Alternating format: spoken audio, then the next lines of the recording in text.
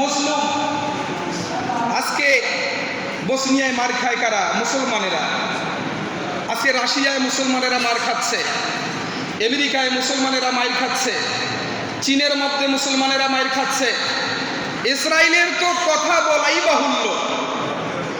আজকে আমরা শুধু ইসরায়েলের কথা বলতেছি, ফিলিস্তিনের কথা বলতেছি, অবশ্যই আমরা বলবো, কিন্তু তার আগে আপনি চিন্তা করুন তো, আপনার প্রতিবেশী দেশ ভারত প্রতিনিয়ত মুসলমানদের উপর যে টর্চার হচ্ছে, যে অত্যাচার হচ্ছে, যে স্ট্রিম রোলার চালানো হচ্ছে, অতীতের সকল রেকর্ড এই ভারত ভঙ্গ করে ফেলেছে। মুসলমানদেরকে কচু কাটা করতেছে, গর্ভবতী নারীদেরকে কুত্তা লেলিয়ে দিচ্ছে, জীবন্ত পুড়ে ফেলা হচ্ছে। এই ভারত আমরা শাসন করেছি। কারা শাসন করেছে? মুসলমানেরা শাসন করেছে। 100-200 বছর নাকি 750 বছর মুসলমানেরা এই ভারত শাসন করেছে। এই ভারতে আপনার কুতুব মিনার, আপনার শীষমহল, তাজমহল, যত বড় বড় উল্লেখযোগ্য নির্মাণ ঐতিহাসিক স্থানগুলি আছে, সবগুলি আমাদের মুসলমানদের তৈরি, মুসলমানদের রাজা বাদশাহরা এগুলো তৈরি করেছে। শুধু তাই নয়, ভারতের স্বাধীনতার পেছনে সব থেকে যারা জীবন দিয়েছে তারা হচ্ছে মুসলিম। তারা কারা? তারা মুসলিম। 750 বছর এই মুসলমানেরা ভারত শাসন করেছে। যদি মুসলমানের শাসক বৃন্দ মনে করত এই ভারতবর্ষে একটা হিন্দু রাখবো না, তাহলে পারত কিনা বলুন? পারত কিনা বলেন? কারণ মুসলমানেরা সহিংসু জাতি, পরধর্ম সহিংসু জাতি। মুসলমানেরা সভ্য জাতি। মুসলমানদের মতন সভ্য জাতি পৃথিবীর ভিতরে আর কোন জাতি হতে পারে না। যারা বলেন ঠিক কিনা? আমার কথায় কি আপনাদের মন খারাপ হচ্ছে নাকি? এই মুসলমানেরা এই ভারতকে শাসন করেছে। বাদশাহ জাহাঙ্গীরের নাম শুনেছেন আপনারা? বাদশাহ জাহাঙ্গীর গোটা ভারতবর্ষের তিনি রাজত্ব করেছেন। তার সময় এক বৃদ্ধা মহিলা জাহাঙ্গীরের দরবারে এসে নালিশ করতেছেন যে, জাহাঙ্গীর, আমি তোমার জন্ম দেখেছি, আমি তোমার প্রতিবেশী, আমি তোমাকে নালিশ করছি। আমার ছেলে সেনাবাহিনীতে কর্ম করে। কিসে কর্মরত? আমার ছেলে সেনাবাহিনীতে কর্মরত। আমার ঘরে একজন নতুন পুত্রবধূ, আমার ছেলে বিয়ের পর পরেই সে চাকরিতে গিয়েছে, দেশের সেবায় নিয়োজিত হয়েছে, কিন্তু প্রতি রাতে একটা যুবক এসে আমার পুত্রবধূকে উত্ত্যক্ত করে, তার শালীনতা হানি করে। আমি তোমাকে নালিশ করছি, তুমি এর বিহিত করো, তুমি এর বিচার করো। বাদশাহ জাহাঙ্গীর এই বুড়ির কোনো কথার উত্তর দিলেন না। উত্তর না দিলেন এ কারণেই বুড়ি ক্ষিপ্ত হয়ে বললেন যে, জাহাঙ্গীর, আমি তোমাকে নালিশ করছি আর তুমি আমার কথার উত্তর দিচ্ছ না। ঠিক আছে, তুমি যেই আল্লাহতে বিশ্বাসী। ওই বুড়ি ছিল হিন্দু। কি ছিল? ওই বুড়ি ছিল হিন্দু। ওই বুড়ি বাদশাহ জাহাঙ্গীরকে বলতেছেন যে, বাদশাহ জাহাঙ্গীর, তুমি যে আল্লাহতে বিশ্বাসী, সেই আল্লাহর কাছে নালিশ দিয়ে গেলাম, কিয়ামতের দিন এর জবাব তোমাকে তার কাছেই দিতে হবে। বাদশাহ জাহাঙ্গীর রাত্রিবেলায় ঘোড়ার পৃষ্ঠারোহণ করে ওই বুড়ির পাশে যখন, বাড়ির পাশে যখন গেলেন, তখন বুড়ির বাড়ির থেকে আওয়াজ আসতেছে, বাঁচাও বাঁচাও, আমার শিলিতা রক্ষা করো, আমার শালীনতা রক্ষা করো। বাদশাহ জাহাঙ্গীর তৎক্ষণাৎ দেওয়াল টপকিয়ে বুড়ির বাড়িতে প্রবেশ করলেন। তখনও দেখলেন বুড়িমা একটি লণ্ঠন নিয়ে বসে আছেন, আর তার হাতগুলো পিছনে বাঁধা, লণ্ঠন জ্বলতেছে। বাদশাহ জাহাঙ্গীর প্রথমে বুড়ির হাতের বাঁধন খুলে দিলেন, এবং বললেন যে বুড়িমা তোমার এই লণ্ঠনটা বাতিটা আলোটা নিভিয়ে ফেলো। আলোটা নিভিয়ে ফেলা হলো। বাদশাহ জাহাঙ্গীর ওই ঘরের মধ্যে প্রবেশ করলেন আর তার তরবারি খাপ মুক্ত করে এক কোপে ওই দুষ্ট ছেলের দেহ থেকে মাথাটা আলাদা করে ফেললেন। মাথা হাতে করে নিয়ে বুড়িকে বললেন যে বুড়িমা এবার তুমি বাতি জ্বালাও। বাতি যখন জ্বললো, আলোতে যখন ওই ছেলের মাথাটা দেখলেন, বাদশাহ জাহাঙ্গীর বললেন আলহামদুলিল্লাহ। এবার বললেন যে বুড়িমা তুমি আমাকে এক গ্লাস পানি দাও, আমি পানি পান করব। বাদশাহ জাহাঙ্গীর পানি পান করলেন। এবার বাদশাহ জাহাঙ্গীর বুড়িকে বলতেছেন ও বুড়িমা আমি তোমাকে কেন আলো নিভাতে বলেছি তা কি তুমি জানো? বুড়ি বললেন যে না আমি জানি না। বাদশাহ জাহাঙ্গীর বলছেন তুমি যখন আমার বাড়িতে নালিশ দিতে গেছো আমি তখন মনে করলাম আমার বাড়ির পাশেই তোমার বাড়ি, কার এত বড় সাহস, অবশ্যই এটা আমার ছেলের এই কাজ হবে। আমার ছেলে ছাড়া এত বড় সাহস কোনো যুবকের হতে পারে না, যেহেতু আমার বাড়ির পাশেই তোমার বাড়ি। আমি মনে করলাম আমার ছেলে, তাই আলো নিভাতে বললাম। আলো জ্বলবে, আলোতে যদি আমি আমার ছেলের মুখখানা দেখি, পিতার কারণে পিতৃমায়ায় ছেলের প্রতি অনুরাগ জাগবে, ভালোবাসা জাগবে, আমি ন্যায় বিচার করতে পারবো না। তাই তোমাকে আলো নিভাতে বললাম। অন্ধকারের মধ্যেই ছেলের মাথাটা আলাদা করে ফেললাম দেহ থেকে। আলো জ্বালিয়ে যখন দেখলাম আমার ছেলে নয়, আল্লাহ পাকের কাছে শুকরিয়া আদায় করলাম, রব্বুল আলামিন তুমি আমাকে এত বড় কুসন্তান থেকে হেফাজত করেছো, তাই আলহামদুলিল্লাহ বললাম। আর পানি কেন পান করলাম জানো?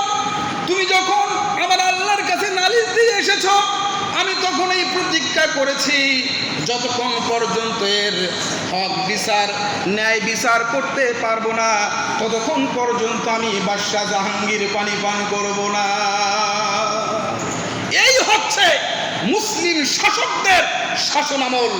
আজকে ভারতের দিকে তাকালে শুধু কান্না আসে, বুকটা কষ্টে দুমড়ে মুচড়ে খান খান হয়ে যাচ্ছে কিনা বলেন? যারা ফেসবুক, সোশ্যাল মিডিয়া, বিভিন্ন প্রিন্ট মিডিয়া, ইলেকট্রনিক্স মিডিয়ার দিকে চোখ রাখছেন, তারা এইগুলি বলতে পারবেন। এই ভারত যদি মুসলমানেরা ইচ্ছা করত, একটা হিন্দু ভারতে থাকতে পারতো না, কি বলেন? আজকে বাংলাদেশ আমাদের প্রতিবেশী, আপনারা বলুন তো, আজকে ভারতে এত নির্যাতন হচ্ছে, এত কিছু হচ্ছে, বাংলাদেশে মুসলমানেরা একটি হিন্দুর গায়ে কি একটা ফুলের আঘাত করেছে? কথা বলুন। তাদের একটা মন্দির ভেঙেছে, অথচ দিবালোকে এই ভারতে মসজিদগুলি ভেঙে চুরে চুরমার করে দেওয়া হচ্ছে, মসজিদে অগ্নি সংযোগ করে দেওয়া হচ্ছে। কথা বলেন ঠিক কিনা? কারণ আমরা মুসলিম, আমরা সভ্য জাতি। আমাদের রাসূল বলেছেন ইসলাম একজনের অপরাধে অন্যকে শাস্তির বিধান করে না।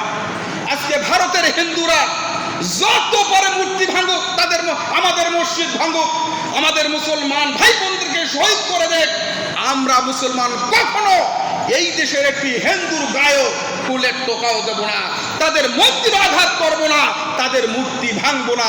এই শিক্ষা কে দিয়েছেন? ইসলাম শিক্ষা দিয়েছেন, আমার রাসূল শিক্ষা দিয়েছেন। এরা মসজিদ ভাঙছে। আজকে দেখেন ইসরায়েলে দাবানল জ্বলছে কিনা বলেন? হ্যাঁ, চারিদিক থেকে আগুন তাদেরকে ঘিরে রেখেছে, পালাবার জায়গা নাই। আল্লাহ পাক ছেড়ে দেন, কিন্তু আল্লাহ পাক ছাড় দেন, কিন্তু একেবারে ছেড়ে দেন না। আল্লাহ পাক বলেন আয়ামুদ্দুহুম ফি তুগয়ানিহিম ইয়ামাহুন, আমি যখন ধরি আমার ধরাটা খুব শক্ত হয়, আমার হাত থেকে বাঁচবার কোনো উপায় থাকবে না। কে বলেছেন? আল্লাহ পাক রব্বুল আলামিন বলেছেন।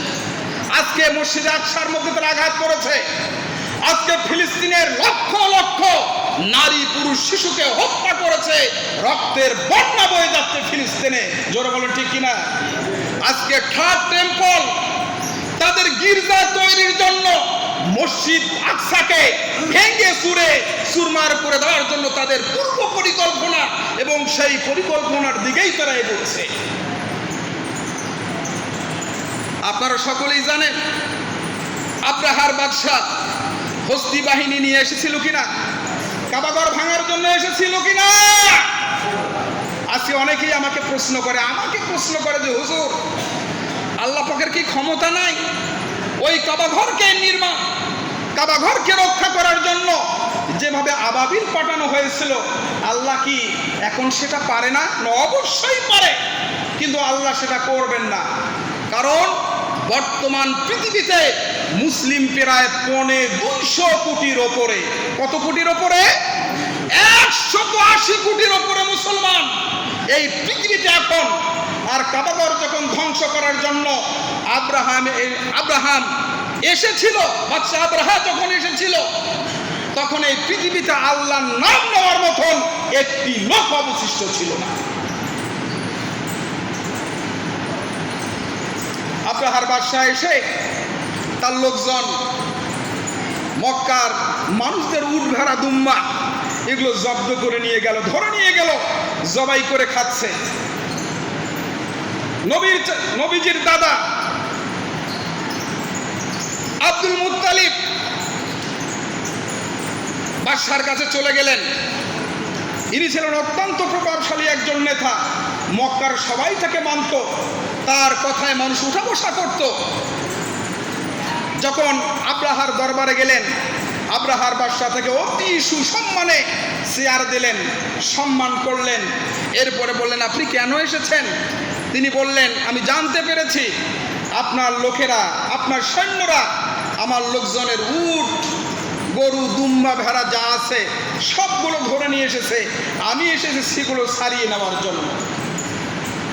বাদশা আব্রাহা বললেন, আপনার অনেক প্রশংসা শুনেছি, আপনি অনেক বড় নেতা, সম্মানী মানুষ।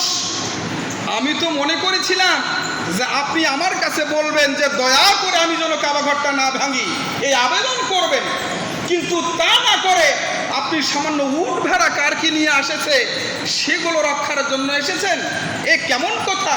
আপনার প্রতি আমার যে ধারণা ছিল, ধারণাটা পাল্টে গেল।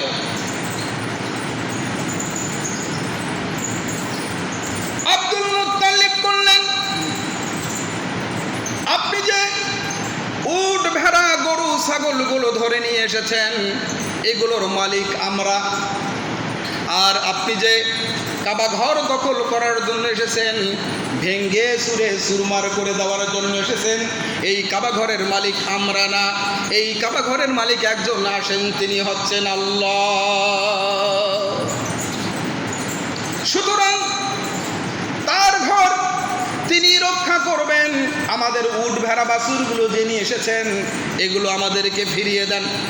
ফিরিয়ে দেওয়া হলো, সবগুলো নিয়ে তিনি চলে গেলেন। প্রতিমধ্যে কাবা ঘরের কাছে গিয়ে বললেন, হে কাবার মালিক, আব্রাহার বাদশা হস্তি বাহিনী এসেছে, লোক লস্কর নিয়ে এসেছে, অনেক বড় বাহিনী নিয়ে এসেছে। এই আব্রাহার বাদশার মোকাবেলা করার মতন আমাদের কোনো শক্তি নেই, সামর্থ্য নাই।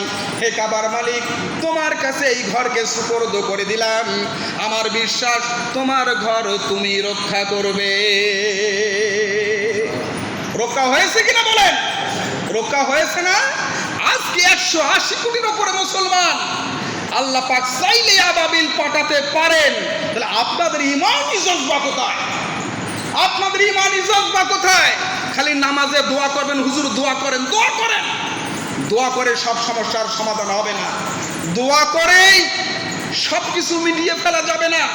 আল্লাহ পাক আপনাকে আমাকে দুনিয়াতে পাঠিয়েছেন তার প্রতিনিধিত্ব করার জন্য, ন্যায়ের পতাকাকে পথ পথ করে উনার জন্য, অন্যায়কে সমূলে ধ্বংস করার জন্য আপনাকে পৃথিবীতে পাঠিয়েছেন। আপনি কি করেন এটা দেখার জন্য আল্লাহ ইমানদারদের দিকে চেয়ে আছে। আমি কি বেশি বললাম?